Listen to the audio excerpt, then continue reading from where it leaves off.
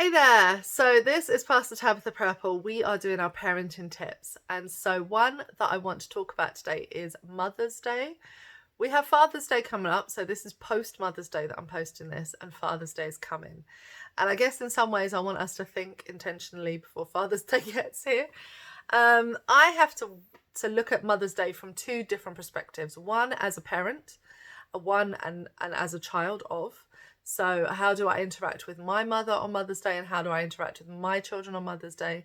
This Mother's Day, my kids, I think I can show you, came with some amazing drawings that they'd made with Daddy while Mummy was sleeping.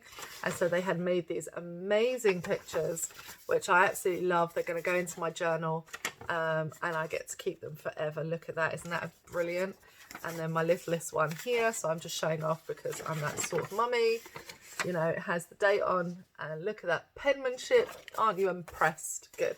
So that's my three that made me cards, and they made me drawings, and I loved it. And it was really simple Mother's Day.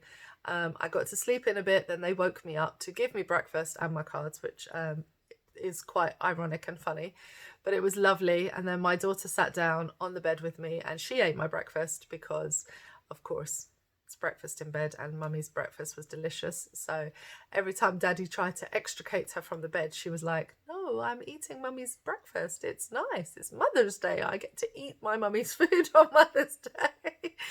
And we had a lovely time.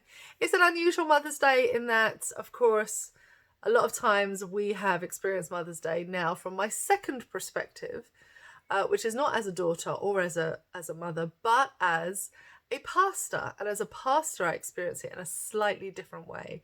So I'm normally encouraging our church members to think about how we celebrate Mother's Day. I'm thinking about the pastoral message that's given on Mother's Day. I'm thinking about how to encourage our people to be the best that they can on Mother's Day, encouraging being with people who are grieving, being with people who are lonely, being with people who have lost children, who have lost loved ones, and who may be struggling on Mother's Day. So that's the other perspective. And what I've noticed is that we women have really made Mother's Day what it is. We have been like, you know what? If you're going to sideline us or relegate us to being mothers, we're going to party on this train until it goes no further. And it's a wonderful experience because, of course, it's like the second highest grossing national holiday or something after Christmas. It's like Mother's Day. So that's the one that the card makers all gear up for because they make so much money off of us. But we have rightly so just turned around and made it a thing. And one of the arguments that comes up with Mother's Day is Father's Day. And Father's Day is coming up next, and we're going to do that in this Corona time. So good. Let's see how we work that one out. As a pastor, I have lots of plans already, so this is going to be fun. I'm looking forward to it.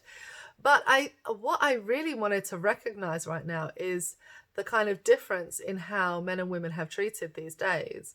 Now, for Mother's Day, we have built this. We have created a thing around it. You have to go have breakfast brunches with your mothers. You have to do presents. You make cards. The school does stuff. Everybody has to do stuff. Mothers are building up for like a month. Every time they go in the store, they're like, "Oh my gosh, it's Mother's Day. Look, remember your mom." They're reminding you to go to your mama. They're reminding you to come to them. We're building this thing. Father's Day, on the other hand, men don't seem to do that. And then you have this real kind of difference in the value that's placed on those 2 days, which does not actually fairly represent the value that's placed on the parents, of course, because as parents, both male and female, are doing, the parental work and should be equally valuable to the child. The child should feel like, yeah, like I'd celebrate mummy the same way I celebrate daddy, but daddies are not building up Father's Day in the same way. So my challenge, I guess, for our thinking is, what value do we place on the parenting aspect of the duality of parenting? And really causing me to think about, we can talk about, and I did our ministry this year was based on the absence of mothers. So it's for people who, we had a live stream, live chat for people who had lost or had not had children, and so they were feeling that loss of not being a mother. We had a live chat for people who had lost a parent, so they lost their mum and were unable to celebrate. And then we had a live chat for people who just thought the day sucked. So I did the dark side of Mother's Day as the final chat in the evening. I did the live Instagram. Let me tell you, that thing was hard work. It was worth it, but it was hard. It was intense.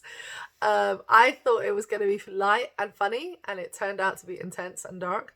So yeah, that tells you a lot about Mother's Day. But I think gearing up for Father's Day, having learnt the lessons of Mother's Day, I'm now thinking, well, what do we do next? Because Father's Day is like a thing, right? And we're going to have to really value our fathers. But there are men who've never had children and who would like to be fathers. There are men who have lost, and there are people who've lost their father or didn't have a father, or there is an absent parent. And so therefore there is this absence on Father's Day, which we feel. And then there are the people that just think that Father's Day sucks. And that's a mixed mash of people who either have funny stories to tell or are very on the dark side. So what do we do then?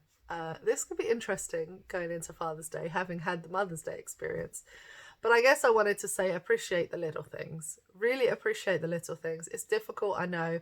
For a lot of people, there are some really negative associations with Mother's Day. You'd be surprised. But I think what this taught me is to appreciate, like, my kids came up to bed, they gave me a cuddle, they gave me these beautiful cards, they'd put their effort into drawing, and then they left me alone and let me have some rest. And I was like, perfect, it's the best Mother's Day ever. But just remembering the little things and really thinking about that. So I don't know, this is a parental tip, but it's more a parental reflection is probably a better idea. Or a pastor's reflection on parenting, Mother's Day, Father's Day. I don't know. Make of it what you will, but there's just my thoughts today on this subject. Okay, have a beautiful, blessed day. Bye-bye.